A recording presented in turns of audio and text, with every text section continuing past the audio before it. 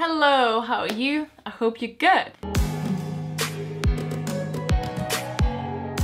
Today we are back with the fourth and final video in the series. So today I am focusing on Slytherin. If you have missed the previous ones and you would like to see them, I will link them down below.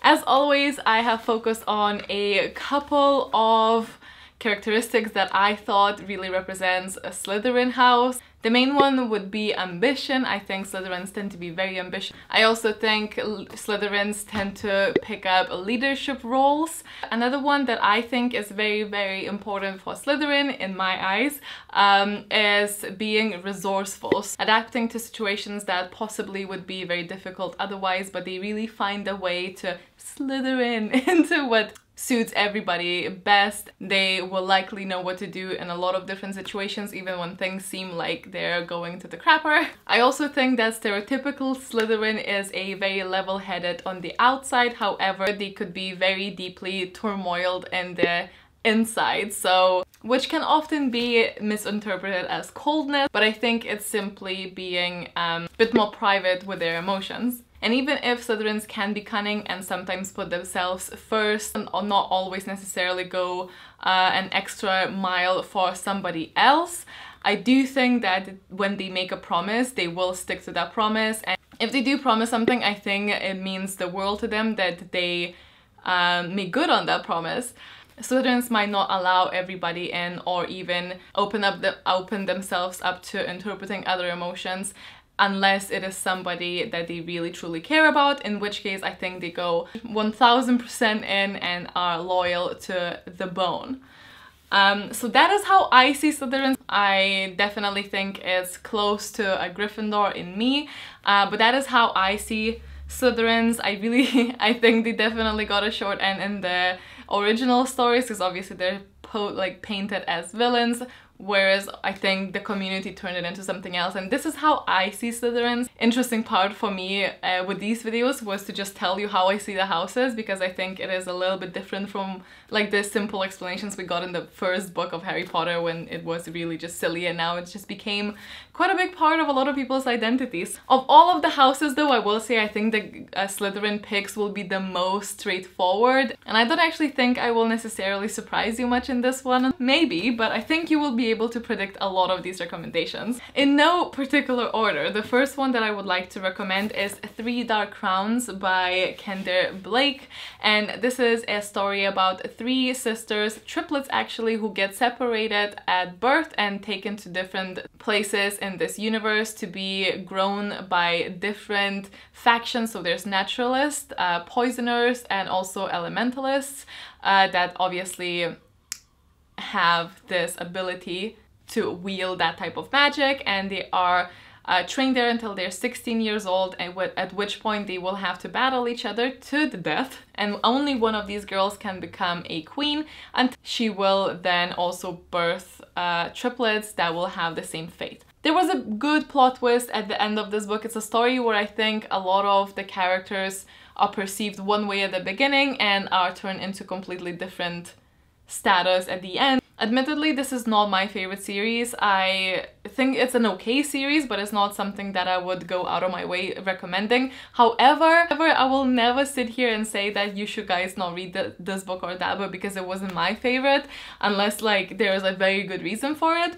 I am aware that a lot of you, when I used to mention this back in like 2016, you guys really liked it. So it might just not be the best for me, but it might be something that interests you. The premise that did sound really intriguing to me, and maybe you'll enjoy it a little bit more. I think no one's gonna be surprised at this one as well, but I also have two V.E. Schwab books in this category for Slytherins. She does identify as a Slytherin, is also quite a big part of her persona, and I think that it really reflects in her work. She has always been interested in monsters and the relationship between human and a monster, and who is considered a monster, and are we all monsters basically. So one of the books is This Savage Song, which focuses on a town that is split into and on one side there are some monsters, and on the other side there are humans, and they really don't agree with one another.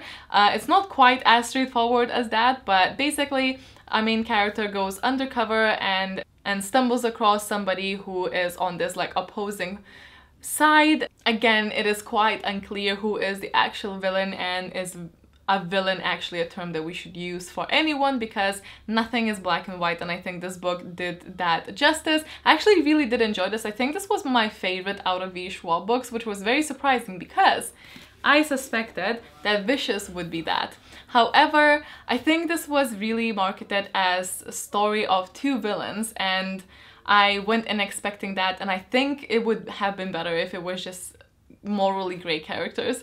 But it is basically like X-Men a little bit, just because there are extraordinary powers involved in this, that there are two guys who have gone to university together, and we swap between that timeline and also the current time.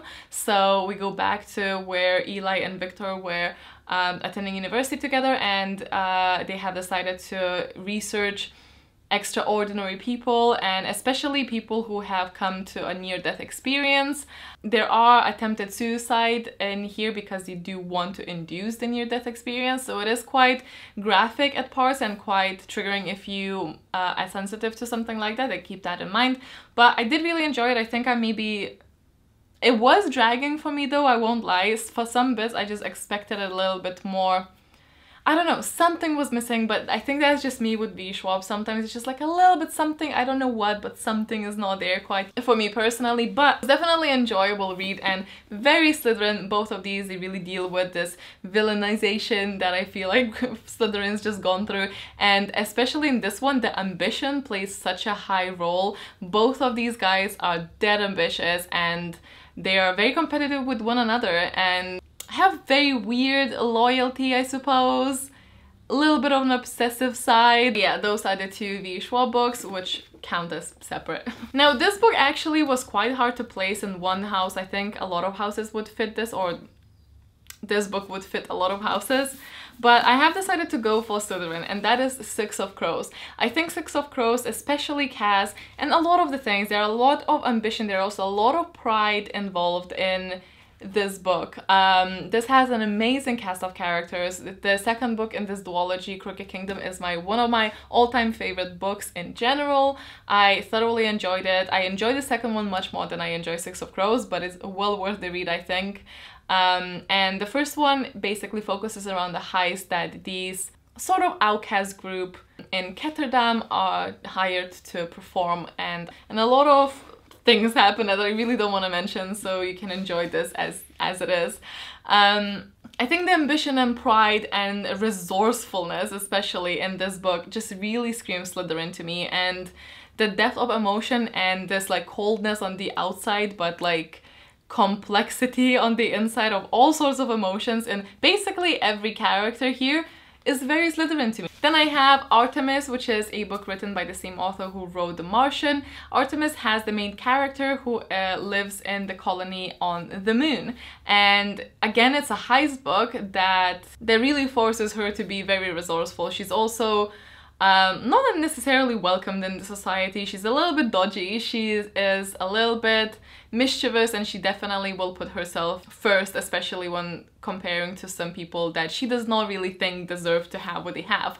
And I just thought that those aspects make that kind of Slytherin-y. Then I think the book that everyone is expecting me to say here, which I really agree with, and that is Nevernight. I think J. Kristoff can really write a badass Slytherin character. I mean, Mia is like textbook Slytherin. She is, I'm gonna put this down because like the white balance. She's definitely flawed, but you can't help but love her. It's a character that is driven by revenge, is seeking to avenge her family, and she's learning to be an assassin. And just Mia's character is just so Slytherin. I don't really think I need to speak a lot about Nevernight because a lot of people have known what this is about. And the third book I think is coming out this year, so it is a good time to jump on that if you haven't already. The next one is Renegades, and this is written by Marissa Meyer, and this whole book is about two factions of superheroes. So we have anarchists, who are basically like the baddies, and renegades, who are the good. And we follow two characters from opposing sides, where again one of them infiltrates the other, and it's one of those a little bit really similar actually to the Savage Song, because they both question who sets the bar for who is good and who is not, and why is that. It's an enjoyable read, even though I may think that it's a little bit too long and didn't need to be that long, but I recommend it to you if you enjoy superhero stories and would like to see a little bit of this anarchist versus renegades action. This might be the one for you. And then the very last book in this category, I think, as well, it's not going to be very surprising. It is The Cruel Prince by Holly Black. The Cruel Prince is cruel, as you can tell by the title. But The Cruel Prince is about this girl that gets taken against her will to the land of Fae. And the Fae in this land are very, very cruel, and she gets muddled in the politics because the person who does take her used to actually be, I don't know if it was married or about to get married to her mother. He does actually care for them, so it's very complicated on that regard. So she gets a little bit muddled in politics, and yeah, she just gets herself into trouble. But she's definitely unapologetic. She has her loyalties straight. Overall, the whole setting is quite Slytherin, I'd say. And that then concludes my recommendations. What do you think of the books that you have read is the most Slytherin-ish book, and why? Leave it down below. I hope you guys enjoyed this little series. I will try and do some more Hogwarts sorting things because it's really enjoyable. Thank you so much for watching these. I hope you have a wonderful day, and I'll see you next time. Bye!